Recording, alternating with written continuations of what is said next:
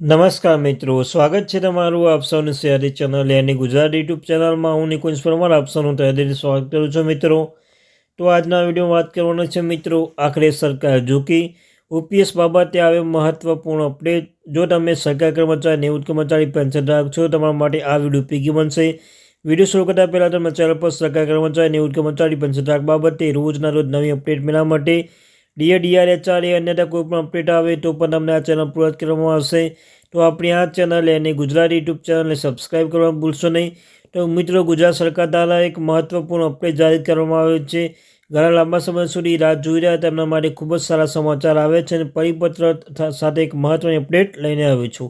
તો ચાલો જાણીએ વિગતવાર માહિતી. વિડીયો અંત સુધી બનાવી રહેજો. તો મિત્રો, તમે જોઈ શકો છો કે જે બિનસરકારી અનુદાનિત શાળામાં વર્ગ 3 અને 4ના કર્મચારીઓ માટે જૂની પેન્શન યોજના લાભ આપવા અંગે માહિતી છે મિત્રો. આમાં બિનસરકારી અનુદાનિત શાળામાં ગ્રાન્ટેડ પ્રાથમિક શાળામાં વર્ગ 3-4ના કર્મચારીઓની નિમણૂક શિક્ષણ વિભાગના સંદર્ભપત્ર સાથે નાણાં વિભાગ 24/11/24ના પત્ર નાણાં વિભાગના 8/11/24ના ઠરાવ અનુસાર પાત્ર ધરાવતા અધિકારી કર્મચારી જૂની પેન્શન યોજના લાભ આપવામાં આવશે. અને અનુસારની પાત્ર ધરાવતા હોય તેવા બિનસરકારી અનુદાનિત શાળામાં વર્ગ 3ના કર્મચારીઓના વિગતો સાથે એક સામેલ પત્રક મુજબ એક્સેલ શીટ તૈયાર કરવામાં આવશે. તો મિત્રો, ઈમેલ પર મોકલી દેવામાં આવશે. નમૂના સોફ્ટ કોપી સાથે કચેરીમાં ઈમેલ પર મોકલી દેવામાં આવશે. ને હાર્ડ કોપી 2 નકલ અલગ અલગ ફાઇલમાં કચેરી માધ્યમમાં એક શાખા મોકલી આપવામાં આવશે.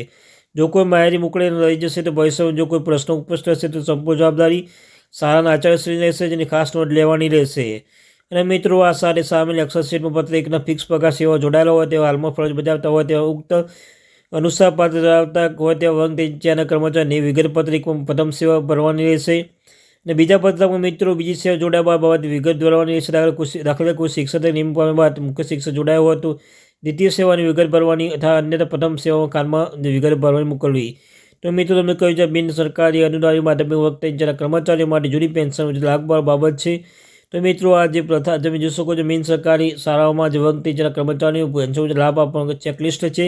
તમે આ ફોર્મ મિત્રો ભરવાનું રહેશે. તો મિત્રો, આ તે માહિતી. Thank you very much.